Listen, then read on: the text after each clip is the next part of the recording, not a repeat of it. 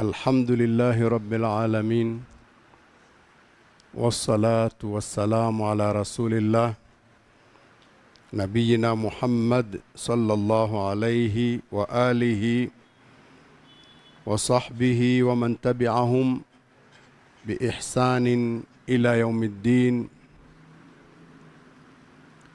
رب اشرح لي صدري ويسر لي أمري واحلل عقدة من لساني يفقه قولي. وبعد، يقول الحق تبارك وتعالى: أعوذ بالله من الشيطان الرجيم. ولقد آتينا موسى الكتاب فاختلف فيه ولولا كلمة سبقت من ربك لقضي بينهم وإنهم لفي شك منه مريب.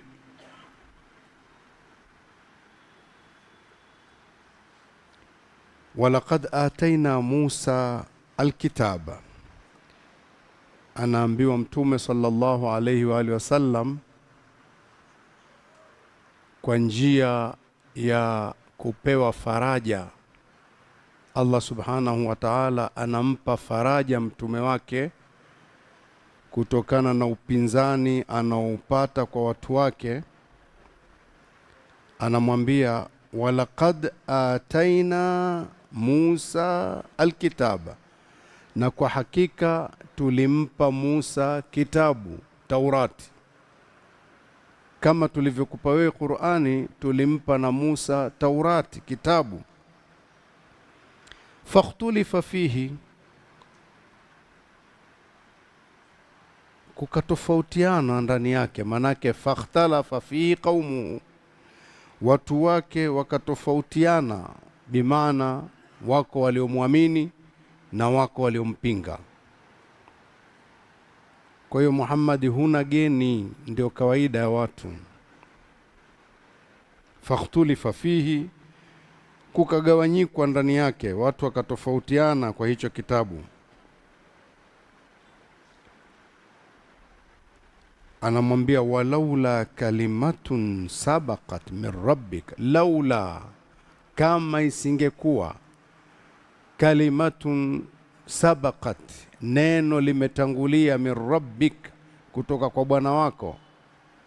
Isingekuwa kuna neno limekwisha tangulia huko nyuma. Neno gani?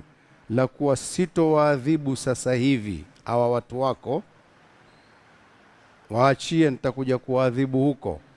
Kama sio neno hilo, la qudhiya bainahum, kungehukumiwa kati yao. Ingekuwa tayari kwa fujo hizo wanazozifanya wanastahili kuondolewa. Lakini kuna tamko lililotangulia, hatutowaadhibu sasa hivi. Kwa hiyo Muhammad, endelea tu wewe, usiumie. Walaula kalimatun sabaqat min rabbika, na lau kama isingekuwa ni tamko limetangulia kutoka kwa Bwana wako, la kuwa hatutowaadhibu hawa makuraishi sasa hivi, tunawaachia wakati wake. Kama sio hilo, la qudhiya bainahum, kungekwisha pitishwa hukumu kati yao ya kuondolewa. Wa innahum, na kwa hakika wao hawa watu wako, la fi shakkin minhu, wamo katika shaka kuhusu hii Qur'ani. Murib, shaka kubwa ya kuwababaisha. Na Allah amezungumza mengi tu, anawaambia wa in kuntum fi raibin mimma nazzalna ala abdina, ikiwa nyinyi mna shaka katika hiki tulichokiteremsha kwa mja wetu, naona ni maneno yake, fa'tu bi surati min mithlihi, leteni japo sura moja tu mfano wake. Nyinyi mafasaha wa lugha, leteni. Hawakuweza kufanya hivyo. Sasa nini kilichobaki? Ni kwamba kalimatun sabaqat min rabbik, kuna neno la kwamba adhabu isije sasa hivi, Mwenyezi Mungu amewaachia kwa wakati wake. Hapa mtume anapewa faraja kwamba Nabii Musa watu walimfanyia kama hivi, walitofautiana katika Taurati, walimsumbua hivi hivi, hawakuwa pamoja. Tukumbuke Nabii Musa alikuwa ametumwa kwa mtu mbabe, Firauni. Firauni amezuia wana wa Israeli, Bani Israeli ni watumwa wake, amewafanya watumwa kabisa pale. Wako waliosalimika na wengine kupewa kazi ngumu na watoto kuuawa wa kiume. Kwa hiyo fikra mara nyingi kwa watu wanaona kama aliyekuwa akimsumbua Musa sana ni Firauni na watu wake. Lakini Musa alikuwa na kazi ngumu sana. Hakuwa anasumbuliwa na Firauni tu, watu wake wenyewe pia walikuwa wakimsumbua kwa kweli. Amekwenda kuwakomboa wao, lakini wao ni wasumbufu sio kawaida. Kwa hiyo Allah subhanahu wa ta'ala anampa faraja watu wa Musa, pamoja na kwamba Musa katumwa kwenda kuwatoa pale, lakini watu wa Musa pia walitofautiana na wakamsumbua mno, tena sio kidogo. Tuchukue kidogo tu fikra ya kuona kwamba Musa aliishi mazingira gani na watu wake. Nyingine nitakutajieni aya tu, mtazipitia wenyewe, lakini tupate angalau kipande kidogo ambacho unapata picha ya maisha waliokuwa wakiishi. Kwanza tumwangalie Mtume sallallahu alaihi wa alihi wasallam. Mazungumzo haya tuliyopitia hapa kwenye surat Fussilat ni mazungumzo ya watu wa Maka, sawa sawa. Hii aya nitakayoisoma, anapokuwa anapewa taswira nyingine huko ya wale walivyokuwa na fujo, ni aya ya watu wa Madina, na wakati huo pana Mayahudi Madina. Mayahudi wana historia ya babu zao, wako Madina na Mtume amehamia Madina. Suratun Nisa aya 153. Mayahudi kama vile hawa Mayahudi ulioko nao Madina wanakutaka nini? Antunazzila alaihim, washushie kitaban minas samai, washushie kitabu kizima kutoka mbinguni. Walimwambia hivi, Muhammad, wewe unataka sisi tukuelewe? Nabii Musa alipokuja alikuja na Taurati imekuja nzima nzima. Sasa na wewe tuletee kitabu kutoka mbinguni. Allah anamwambia hayo ni maneno tu hayo. Faqad saalu Musa akbara min dhalik. Mayahudi hawa babu zao hao, manake wananasibishwa nao hawa Mayahudi hawa. Mungu aliwaita Bani Israeli siku zote, lakini wenyewe wakajiita Mayahudi. Sasa hawa aliwaita Bani Israeli, aliwaita watu wa kitabu, sawa sawa. Faqad saalu Musa, hawa walimtaka Musa hawa akbara min dhalik, kubwa zaidi kuliko hicho kitabu wanachokwambia wewe tuteremshie kitabu. Walitaka makubwa kushinda hayo, usiwashangae. Faqalu, wakasema, arina Allaha jahra. Walimwambia Musa, tuonyeshe Mungu tumuone. Nabii Musa alayhi salam alipokuwa amekwenda kuchukua Taurati, ameshakuja, kukawa kuna heshima fulani waliopewa wakubwa wa makabila, aende nao kule alikokwenda, wakapata heshima fulani kwa Mwenyezi Mungu, kwamba nyinyi watu wa makabila, nyinyi mmechaguliwa, watu waliochaguliwa, waende kule na Nabii Musa.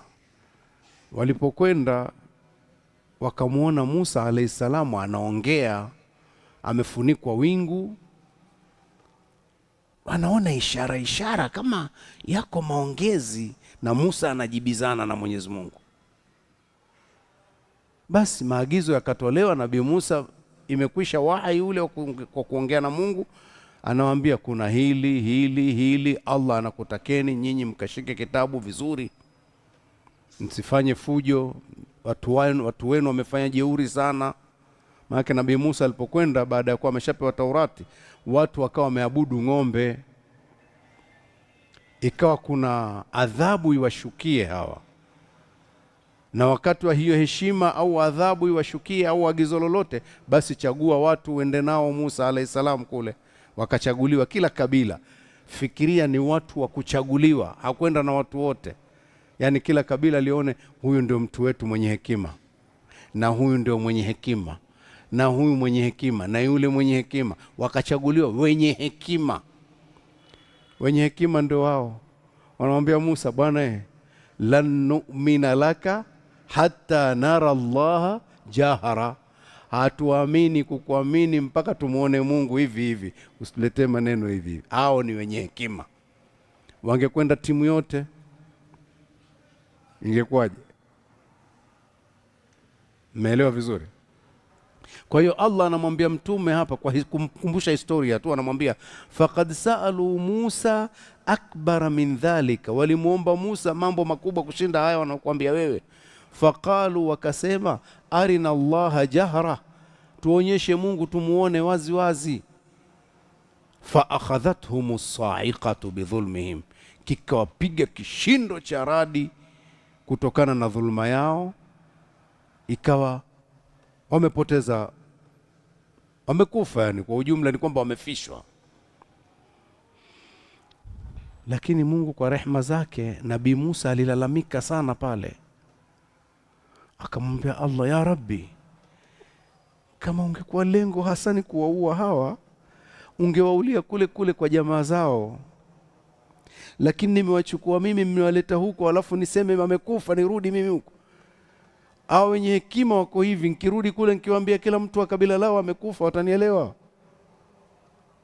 Umeelewa shida yake? Nabii Musa anaona kama ni kuadhibiwa hawa, wangeadhibiwa kule kule, waone kule kule watu wao wameuawa na Mungu, wewe kesi imekwisha. Lakini sio huko alafu mimi nirudi kutoa taarifa. Akalia, ya Rabbi, Mwenyezi Mungu, wafufue, usituadhibu kwa mambo waliyofanya hawa madhalimu miongoni mwetu, ya Rabbi. Wakaamshwa, wakafufuliwa tena, wakarudi sawa sawa. Wenye hekima walifanya hivyo. Sasa tuangalie kwa ujumla wao walivyo watu hawa.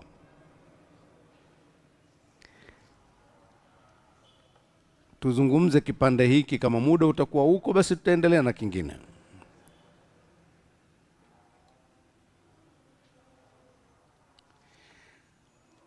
Allah subhanahu wa ta'ala anawazungumza kipindi fulani, walikuwa kwenye msafara, wametoka Misri tayari, wamekwishavushwa bahari.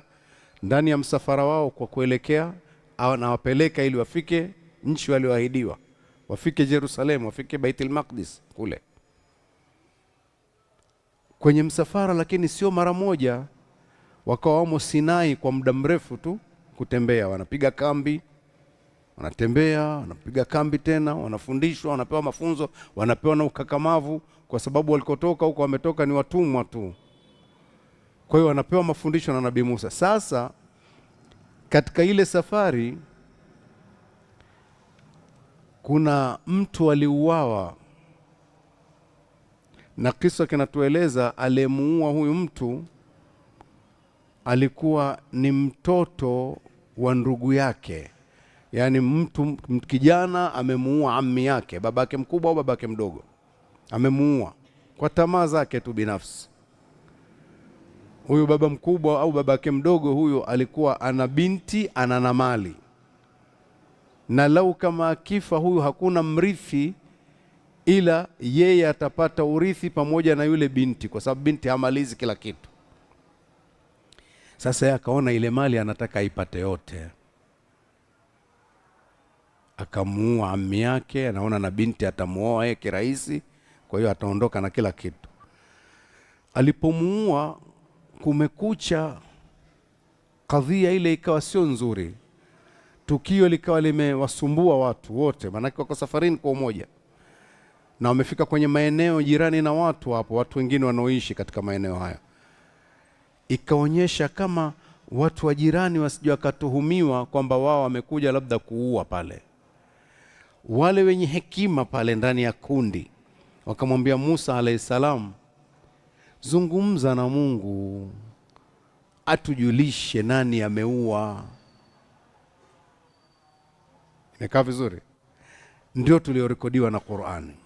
Allah subhanahu wa ta'ala anaizungumza hiyo katika suratul Baqara kuanzia aya 67. Mnaweza kufungua hiyo kwa sababu ni kipande kirefu kidogo.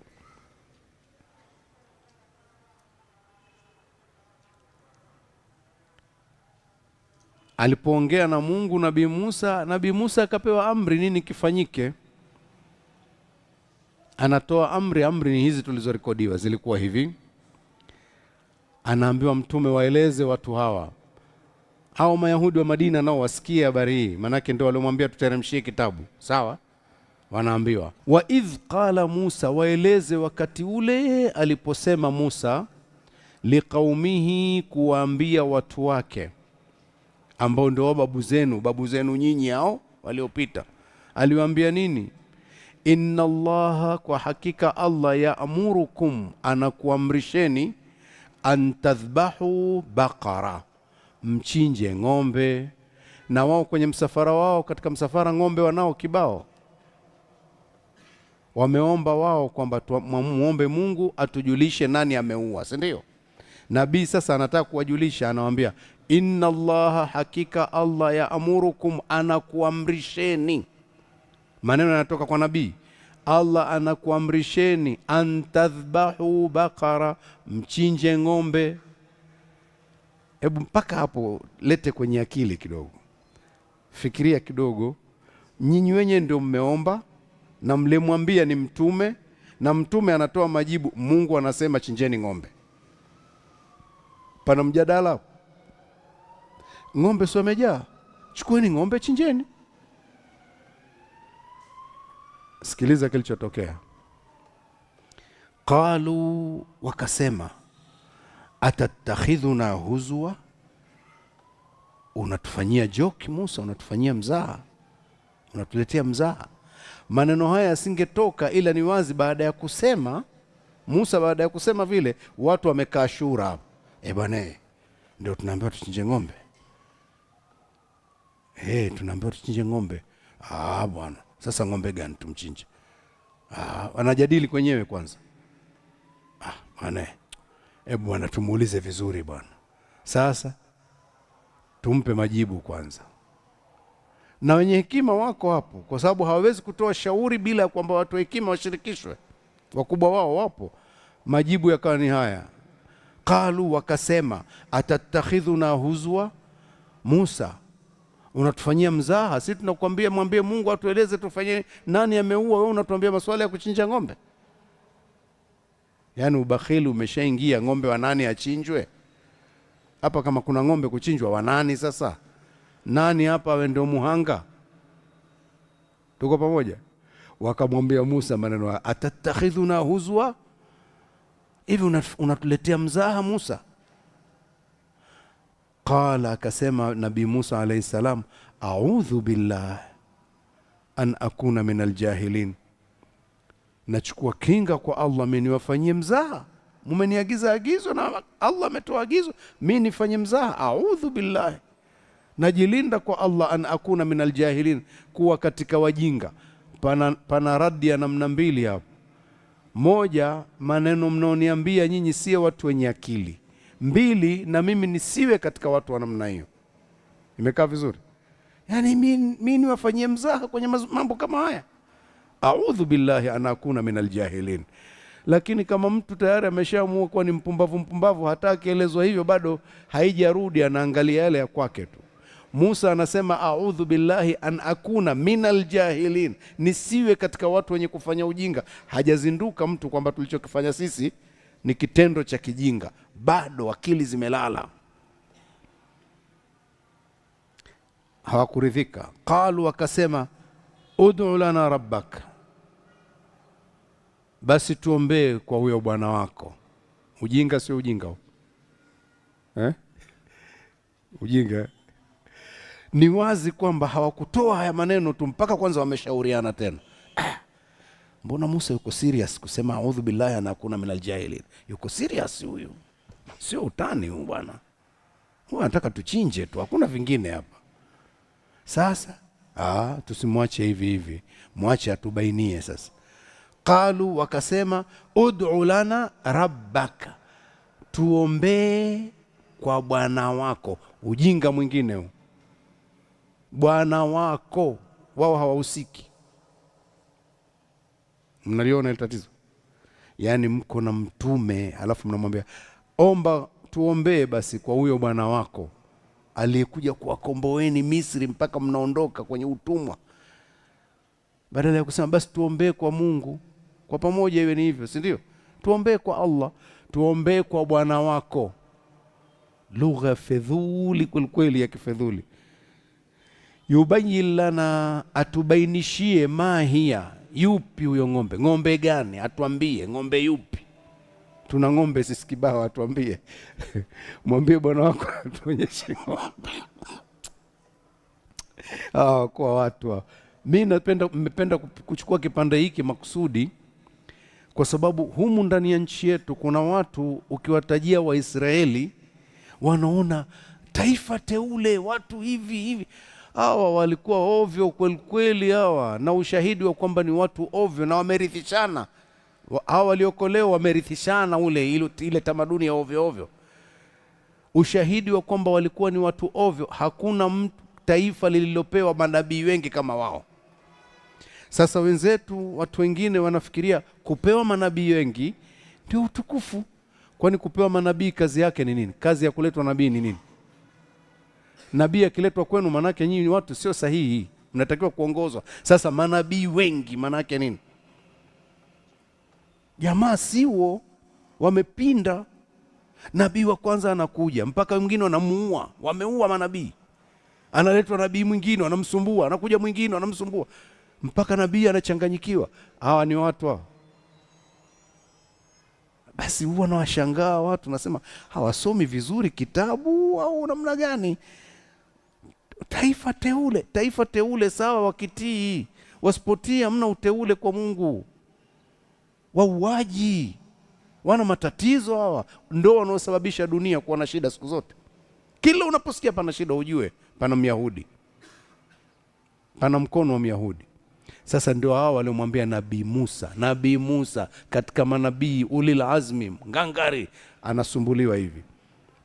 Ud'u lana rabbaka, tuombee kwa bwana wako. Yubayyin lana, atubainishie mahia, yupi huyo ng'ombe mwenyewe. Nabii Musa hakuchoka, akamwambia Mungu, ya Rabbi, wanasema waeleze ng'ombe gani?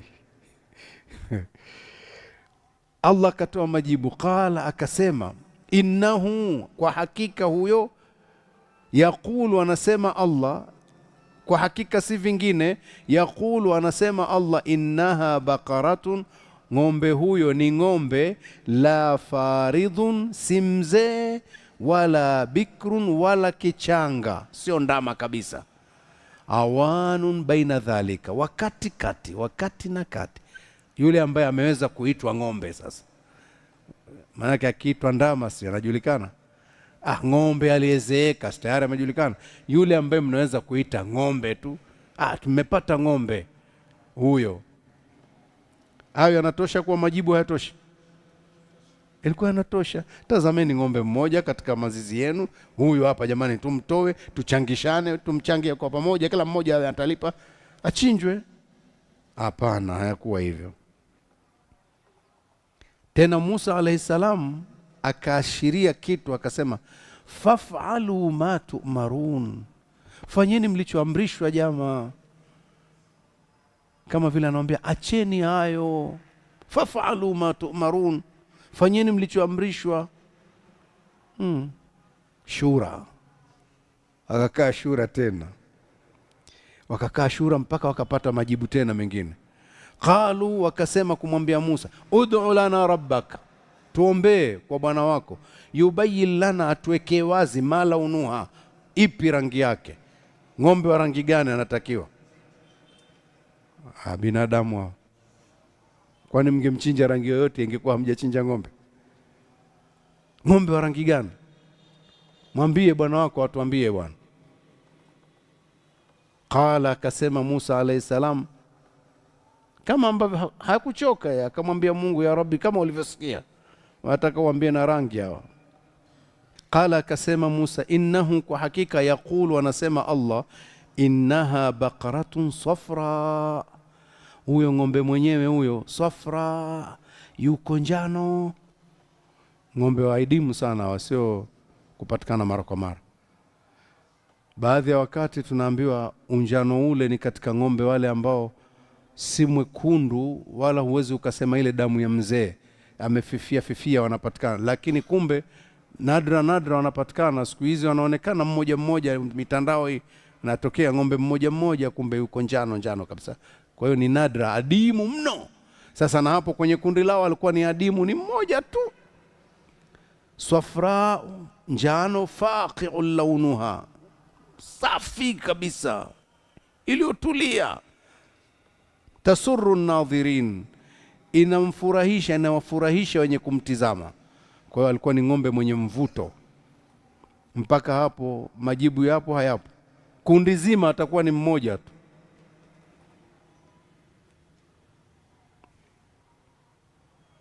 Shura ikapita tena. Bwana, unajua ikitokea ng'ombe huyu ni yule, huyu ndio yule, ikitokea ndio yule, unajua itakuwa dili limekuwa baya. Kwa nini? Manake itakuwa gharama kubwa. Mtakuja jua baadaye gharama kubwa namna gani. Qalu, wakasema tena, ud'u lana rabbaka, tuombee kwa Bwana wako, yubayyin lana, atubainie, ma hiya, ni yupi huyo ng'ombe mwenyewe, ni yupi hasa. Innal baqara tashabaha alaina, hakika ng'ombe wametuchanganya kidogo. Eti kana kwamba wametaka kwenda kuangalia, sasa wakaona tumechanganyikiwa bwana, sasa ni huyu au atakuwa ni huyu. Maana ukiona huu mfumo umekuja kwenye Qur'ani, unaona kama vile ni majibizano ya pale kwa pale tu. Haya ni majibizano na shura inafanyika. Hawataki kuchinja. Panapita shura, alafu wanapata maamuzi, wanamwambia Musa, sema, mwambie Mungu wako. Musa akijibu, panapita shura nyingine, watu wanajadili, alafu ikawa hivyo. Innal baqara tashabaha alaina, kwa hakika ng'ombe wametuchanganya bwana. Umekuwa ukimwangalia unaona sijui itakuwa ni huyu au ni huyu. Alafu kwa kuwa wameshajiona sasa kwamba wameshafanya ujinga, hapa wakaongeza maneno, wa inna insha Allah, na kwa hakika insha Allah la muhtaduna, tutaongoka tu, tutampatia tu, tuambie tu. Maneno ya kitoto kabisa. Nabii Musa bado akamwambia Mwenyezi Mungu tena. Qala, Mwenyezi Mungu akajibu. Nabii Musa anasema, qala, akasema Musa, innahu, kwa hakika, yaqulu, anasema Mola wenu, innaha baqaratun, ng'ombe huyo ni ng'ombe, la dhalulun, hajadhalilishwa, manake hajapewa kazi, tuthirul ardha, ya kulima kwenye ardhi, hajafundishwa. La dhalulun, hajapewa mazoezi ya kufundishwa. Tuthirul ardha, kuilima ardhi, wala tasqil hartha, wala hamwagilii mashamba. Manake hata kufundishwa kumwagilia pia bado hajafundishwa. Ni ng'ombe hajafundishwa chochote. Manake walionao wengine walikuwa tayari wameshapitia hiyo kazi. Huyo mmoja katika jamii hiyo hapo waliokuwa wamesafiri hajafundishwa hata kazi. Musallamatun, tena yuko vizuri, hana dosari, la shiata fiha, hana hata doa, hata hiyo rangi yake haina doa.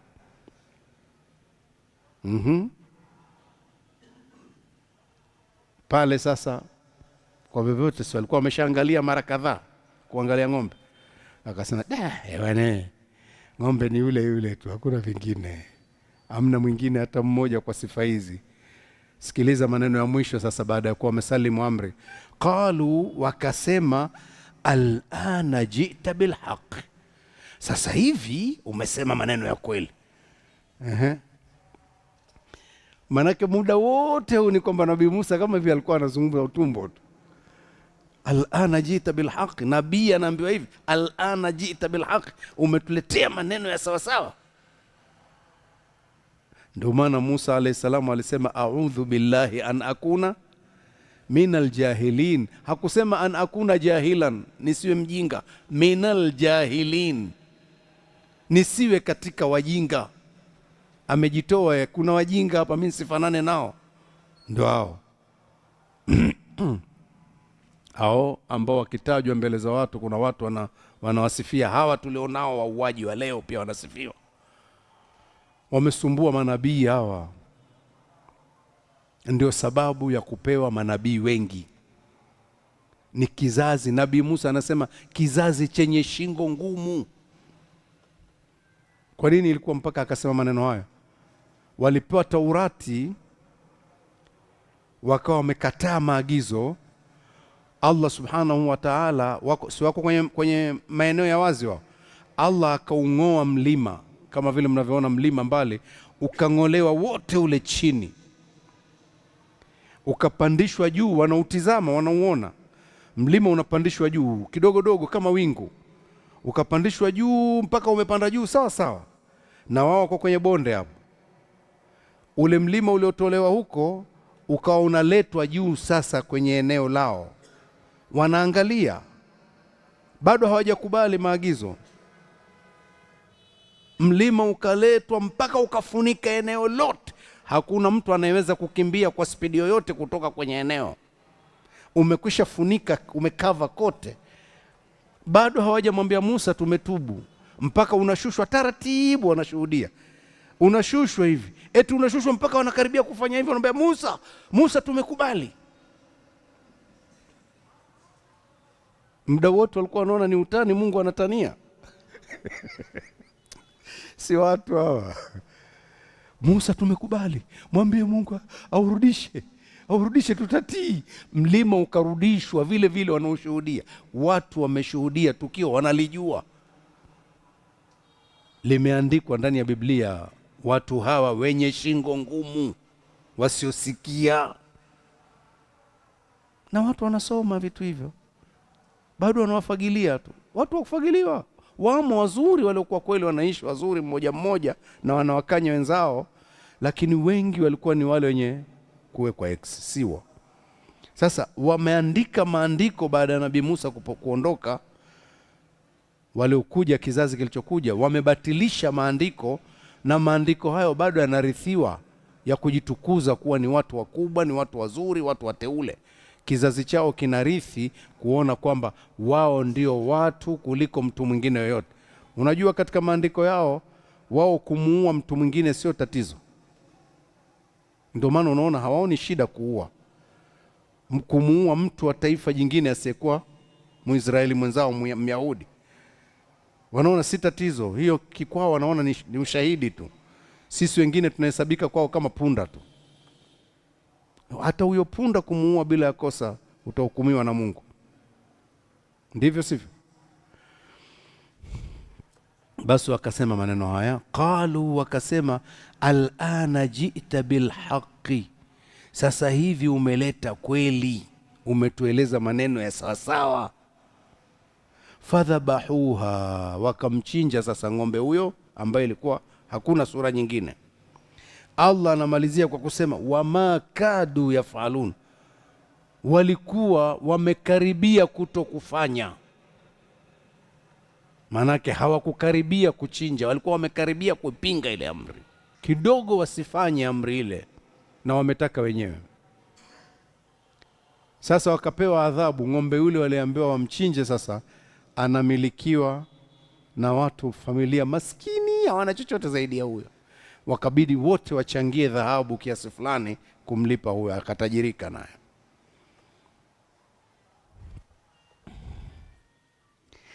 Huyu ndio alikuwa sababu ya kujulikana. Akasema Allah subhanahu wa ta'ala mwisho wa aya hizi, akasema wa idh qataltum nafsa, ni pale wakati ule, waeleze ni pale ambapo wakati ule mlipoua mtu, fadaratum fiha, mkawa tayari mmechanganyikiwa na jambo hilo, kila mmoja hajui nini cha kufanya na haelewi ni nani aliyeua. Wallahu mukhrijun, na Allah alikuwa ni mwenye kutoa, ma kuntum taktumun, yale mliokuwa mnayaficha. Ng'ombe huyo alipokwisha chinjwa, faqulna adribuhu bi ba'dhiha, tukatoa oda. Sasa Allah anasema tukaamrisha tukasema idhribuhu bibadhiha, mpigeni huyo ng'ombe kwa baadhi ya, mpigeni maiti, idhribuhu, mpigeni maiti, bibadhiha, kwa baadhi ya yule ng'ombe. Manake kateni nyama mumpige maiti yule mtu aliyekufa yule, wakaagizwa kateni nyama pigeni nayo yule. Ikakatwa nyama, akapigwa maiti. Alipopigwa akaamka. Alipoamka akaulizwa, nani aliyekuua? Akasema huyo hapa. Alafu akafa.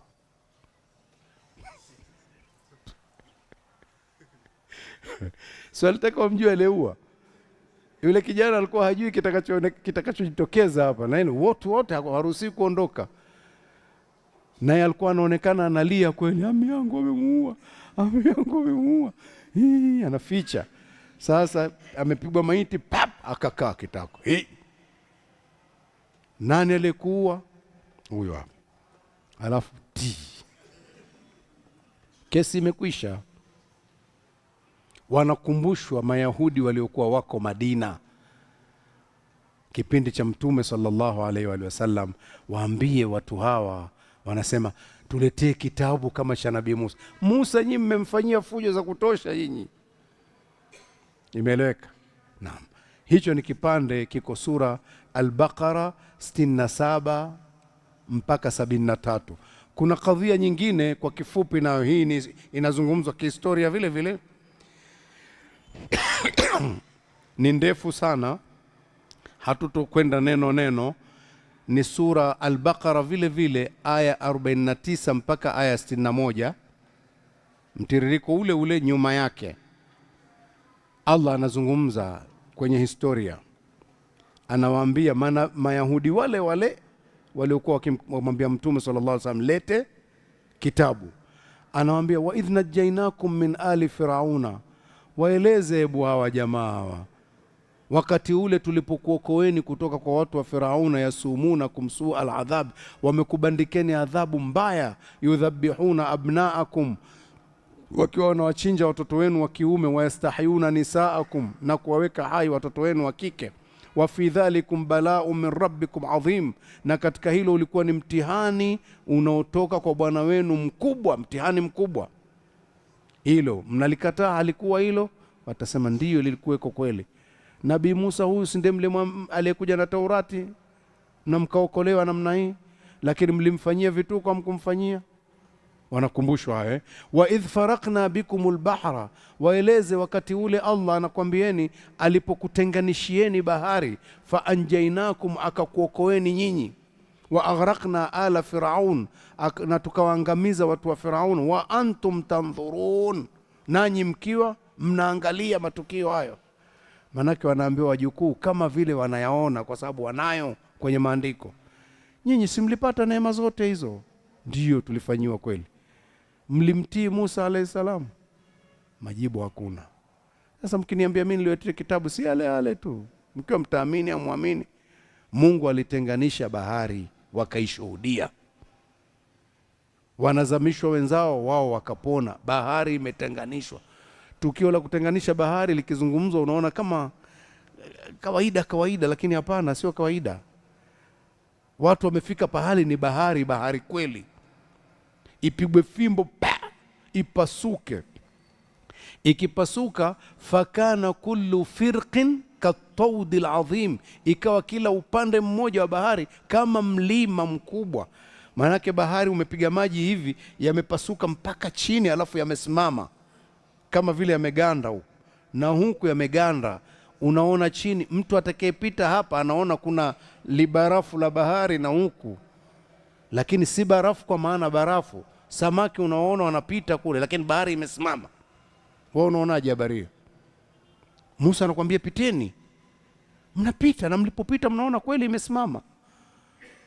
Waliokuja nyuma nao wanataka kupita, wanaona mtego, na Mungu amewaacha mpaka wamesogea vile, nao ndio wamefika hivi. Wanapita watu washengi, wamekaribia kati kule, na hawa wanaona bwana, mbona kuna pitika ule msuguano tupite. Farasi wamechokozeka kidogo, wameingia nao. Kuingia kundi zima likaingia. wanakwenda spidi kule, wanaanza kutoka, wamefika upande wa pili. Hawa mpaka walipoingia pahali ambapo huku wote washaingia, Mungu anaziba kule mbele, shwa kunafumuka, wale wameshakwenda, wanaendelea kutoka kule, wameziba hapa Mungu, huku hata kurudi kunazibwa nako pap, basi inawaziba katikati pole pole, wako chini ya maji kabisa, futi kadhaa kwenda juu. Mungu amewafanyia vitu hivi, wameshuhudia hawa, wamesoma kama wanaona babu zao walivyofanywa, na wamemfanyia nabii. Na mimi nimekuja ni nabii, mnaniletea habari za zisizoeleweka. Hivi ndivyo ilivyokuwa. Tumesema mtaipitia hiyo insha Allah katika sura hiyo Al-Baqara kuanzia aya 49. Kuna tukio jingine hapa ndani yake. Kwenye safari yao wakiwa wametoka Misri, Allah anazungumza, anasema wa idh qultum ya Musa lan nu'mina laka. Hii tushaipitia. wa dhallalna alaykumul ghamama wa anzalna alaykumul manna wassalwa. wa dhallalna alaykumul ghamama, tulidhalilisha juu yenu mawingu wakati wa safari yenu. Mmetoka Misri, mmeshaingia Sinai, safari ni ndefu na jangwa, mnatembea. Allah anasema tukawadhalilishia mawingu, mawingu yakawa yanawafuata wasipigwe na jua kali, wanakwenda chini ya wingu la Mungu amelipeleka. wa anzalna alaykumul manna wassalwa, tukakushushieni manna, chakula ambacho wamekipata katika safari yao jangwani tuko. Wassalwa, na salwa ni ndege waliokuwa wamewafuata, wanakamatika kirahisi, kama vile mnavyosikia ndege wa mvua wale wakamatika kirahisi, na hao wakawa ndege wakubwa tu, ukimfukuza hivi unajikamatia tu. Wakawa wanaweza kukamata ndege hao, wanakaanga, wanachoma, sio wanafanyaje, wanakula. Manna ni aina fulani, inashuka kama ukungu, ukishuka unaganda kwenye majani ya miti na kuganda kwenye mawe vizuri, ukikwangua ni chakula kinalika kizuri tu. Mungu amewapunguzia kazi ya kupika. Mko katika safari ngumu, msiwe kila saa mna kazi ya kupika, chakula kinawafuata. Akaona hii raha hii kila siku bwana, kula tu hivi kirahisi. Wakamwambia Musa, bana lan nasbir ala ta'amin wahidin, hatuwezi kuvumilia kula msosi wa aina moja tu siku zote, msosi huo tu. Imekuwa tunakula ndege, asali, ndege, manna. Hii mambo gani bwana? Mmo safarini, mnamwambia Musa maneno haya. Wakamwambia bila woga, lan nasbir ala ta'amin wahid, hatuwezi bwana, uvumilivu umekwisha bwana, tunakula chakula cha aina moja, kula chakula cha kimoja tu, hicho tu. Tumekuwa kazi kula nyama za ndege tu kama paka bwana. Nyama za ndege zimewafuata kwa safari. Sasa dawa ni nini? Fad'u lana rabbaka, lugha yao hivyo tu. Tuombe bwana kwa bwana wako bwana, yukhrij lana mimma tumbitul ard, atutolee vitu vinavyotoka katika ardhi bwana, min baqliha, mboga za majani tupate. Kwa hiyo safari mtaanza kulima vitalu au mtafanyaje?